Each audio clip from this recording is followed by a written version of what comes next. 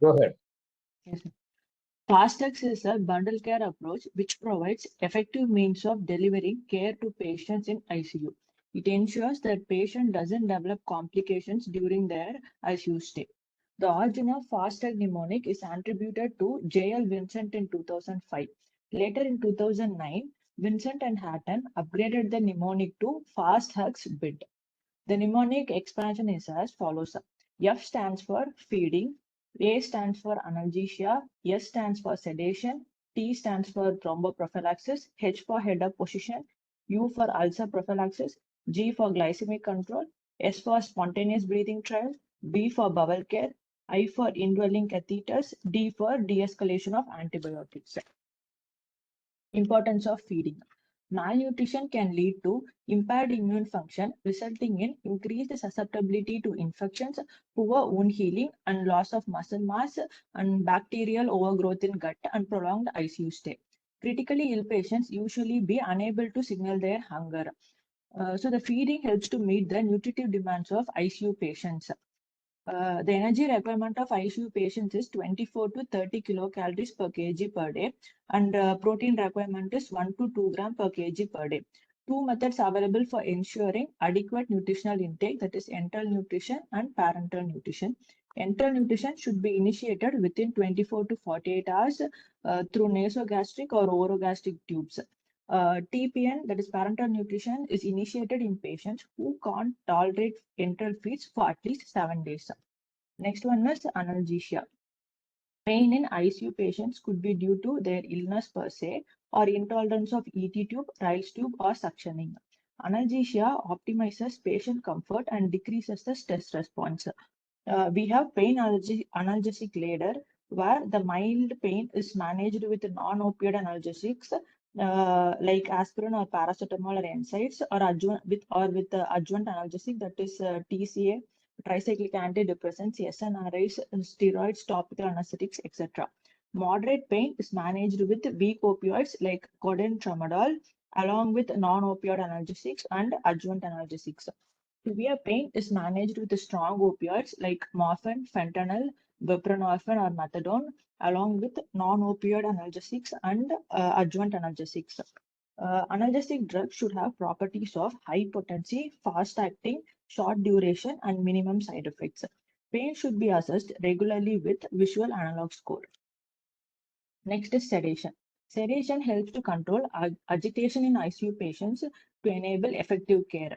It also facilitates ventilation or minimize patient ventilator dysynchrony. Intubated patients need adequate depth of sedation with calm, comfortable, and collaborative level. It also prevents accidental extubation or removal of vascular access catheter.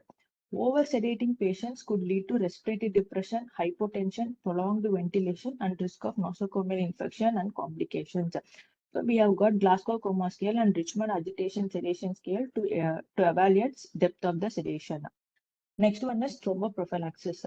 Prolonged stay of intubated or bedridden patient in ICU can lead to thromboembolism due to hypercoagulability, circulatory stasis, and vascular damage. Because of the life-threatening nature of deep vein thrombosis and pulmonary embolism, thromboembolism prophylaxis should be implemented as soon as possible within 24 hours following the admission to prevent the risk. Thromboembolism prophylaxis includes early mobilization and mechanical methods like graduated compression stockings, intermittent pneumatic compression stockings, and sequential compression devices. Pharmacological agents like low-dose unfractionated heparin and low molecular weight heparin is helpful. And then head up position. Elevating the head of bed to 30 to 45-degree angle reduces the occurrence of gastrointestinal reflux, prevents the chance of aspiration during enteral feeding, and mechanically ventilated patient, it helps to prevent pneumonia.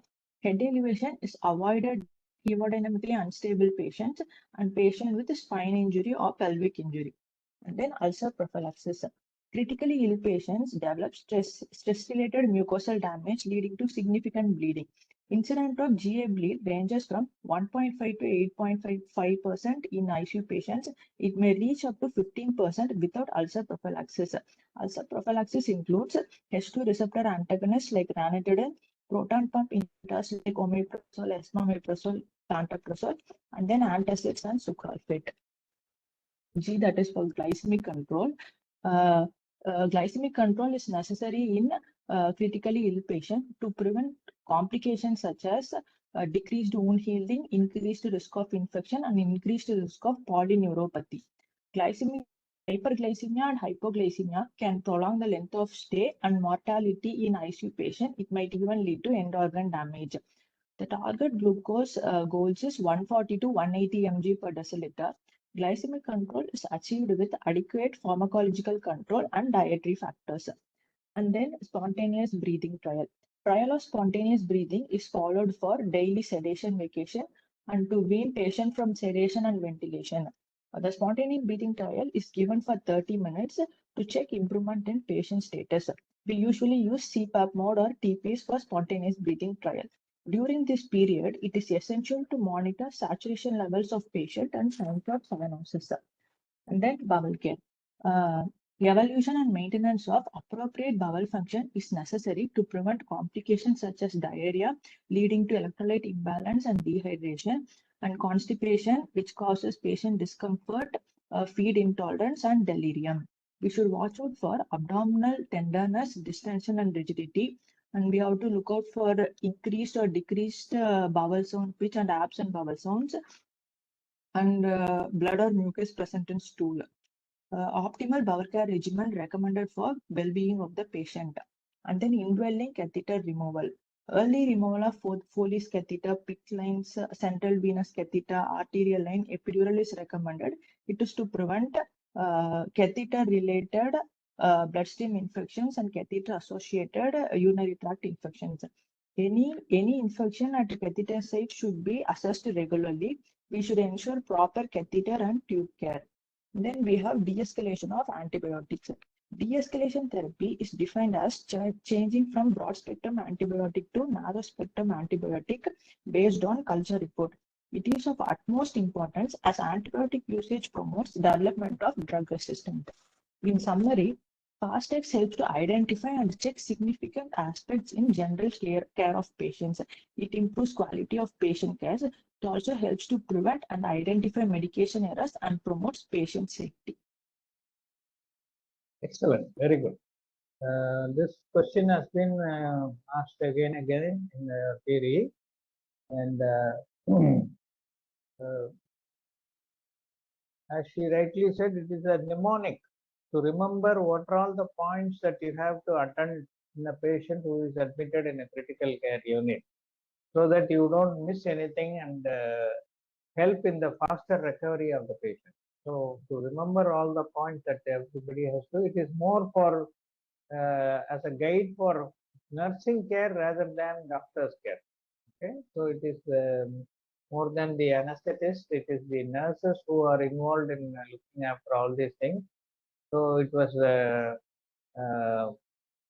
initially introduced by J.L. Vincent in 2005, mainly to make sure that patients are taken care or given proper nursing care by teaching the nurses this mnemonic to attend to them. And several modifications were done by so many people later on, depending on the individual specialty. And this mnemonic, what she has explained, the acronyms which she has expanded, slightly varies for the surgical people. So this is mainly the medical mnemonic which is they are following. So there is a small change which the surgeons have made using the same mnemonic, and other specialties also have made. So I'll just show a presentation on that, which will just give you a visual